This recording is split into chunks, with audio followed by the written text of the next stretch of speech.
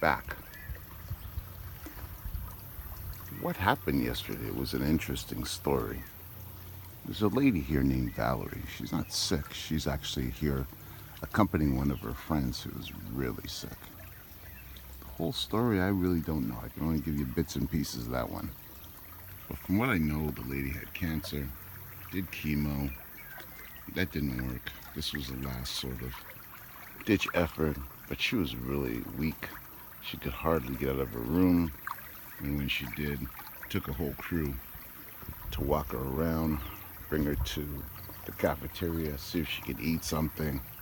I think I saw her maybe once, yeah, actually once. And I've been here for just 2 days, over a week, and she looked rough, bad shape. I bumped into her companion, Valerie, and she passed away. She didn't make it through the night, and that was yesterday, so Tuesday, that was Monday. Felt sorry for her, not so much that she passed away, but it's not always pleasant to help somebody and hope, and then at the end of the day, nothing works, and they transcend to the next phase of life. I'm trying to be very philosophical about this, but my point in sharing the story with you is that just because you come to Usha village and you have a particular illness that needs to be cured doesn't mean you're going to get what you came for. There's people who've come here and died, and it has no reflection on Dr. Sebi. It's basically you're either too far gone, your cancer's too rapid, and whatever they're trying to do, they just didn't get to it in time. And there's no amount of herbs, there's no amount of bathing that's going to reverse that process. The one observation I did know, or the one observation I noticed, is that having a healthy lifestyle, when you can have a healthy lifestyle, puts the odds in your favor. So if you're eating clean, you're following Dr. Sebi's methodology, you cleanse, you get all the mucus out of your system, you're taking the herbs, you're doing what you need to do, you have a pretty good chance if you do come down with something. And it doesn't mean that you won't just because you're doing all the things that are right. Your body's been affected for years.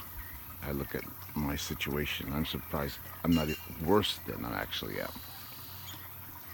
But the jury's not out. Who knows what could happen in the next month, 2 years, 5 years. I never know what I can come down with.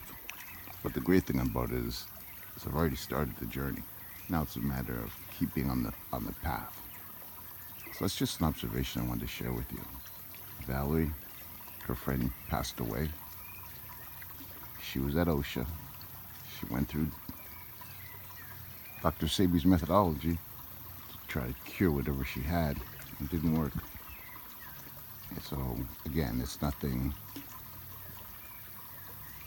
that sheds a negative light to Dr. Sebi and his methodology. It just happens.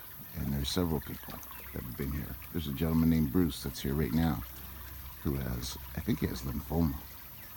And he is pretty far advanced.